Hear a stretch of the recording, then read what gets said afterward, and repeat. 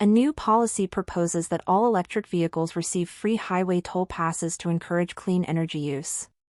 Critics argue this is unfair because it benefits mostly wealthy individuals who can already afford such vehicles. Which principle, if valid, would most justify the critics' concern? A. Government incentives should prioritize equity over innovation. B. Policies must not favor individuals based on income or lifestyle. C. Environmental policies should benefit those contributing least to pollution. D. Benefits should not be distributed to those who already have a financial advantage. Answer: D. The critics' argument hinges on fairness, specifically, that wealthy people gain extra advantage. Option D captures that moral objection directly. A study found that people who frequently use noise-canceling headphones report lower stress levels. A critic claims this proves nothing, since people who can afford such headphones may already live less stressful lives. The critic's reasoning is flawed because it A. Mistakes correlation for causation. B. Overlooks the placebo effect. C. Confuses necessary and sufficient conditions. D. Assumes all stress sources are financial. Answer: A. The critic points out the correlation-causation fallacy, using an association to claim a cause without proving it. If all art is subjective, and criticism depends on evaluating art, then criticism itself must be subjective. The argument above depends on assuming that A. Objectivity requires universal agreement. B. Criticism cannot exist without art. C. The nature of criticism follows the nature of what it evaluates. D. Subjectivity excludes reasoned judgment. Answer: C. The reasoning assumes criticism inherits the subjectivity of its subject matter.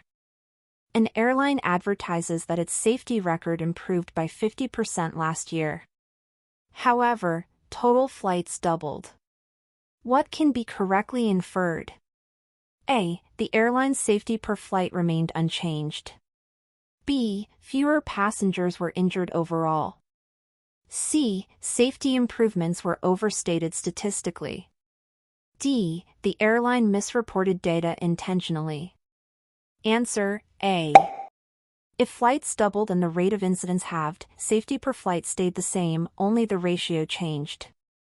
Some philosophers claim that free will cannot exist in a deterministic universe.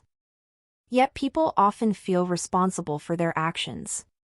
The apparent conflict arises because A. Determinism applies only to physical systems. B. Subjective experience of choice differs from objective causation. C. Moral responsibility implies causation. D. Consciousness transcends physical law. Answer: B. The paradox is resolved by distinguishing felt choice from causal determinism. A new law taxes sugary drinks heavily, yet obesity rates stay constant. Which statement, if true, best explains this outcome? A. Consumers substitute equally unhealthy foods. B. Beverage companies improve drink labeling. C. Overall calorie awareness increases. D. Physical activity levels also rise. Answer: A. The substitution effect offsets the law's intended reduction in sugar intake. A biologist claims, if a gene increases lifespan in worms, it will do so in mammals. This reasoning fails because it A. Generalizes results across species without justification. B. Confuses correlation with mutation. C. Assumes all genes are dominant. D. Ignores environmental variables in worms. Answer: A. The argument improperly generalizes from one species to another. If some renewable resources require rare metals, and all rare metals are non-renewable, then A. Some renewable technologies depend on non-renewable inputs. B. No renewable resource is sustainable. C. Rare metals can become renewable through recycling. D. Renewable and non-renewable categories overlap completely. Answer A. The syllogism shows that certain renewables indirectly rely on non-renewables. Only when education is free can equality of opportunity exist. Which of the following is a logical consequence? A. If education is not free, equality cannot exist. B. If equality exists, education must be free. C. Free education ensures equality. D. Equality leads to free education. Answer B. The conditional statement makes free education a necessary condition for equality. A historian argues that revolutions fail when they replace one elite with another. Which assumption is most critical? A. Revolutions aim to abolish elite rule entirely. B. All elites behave identically in power.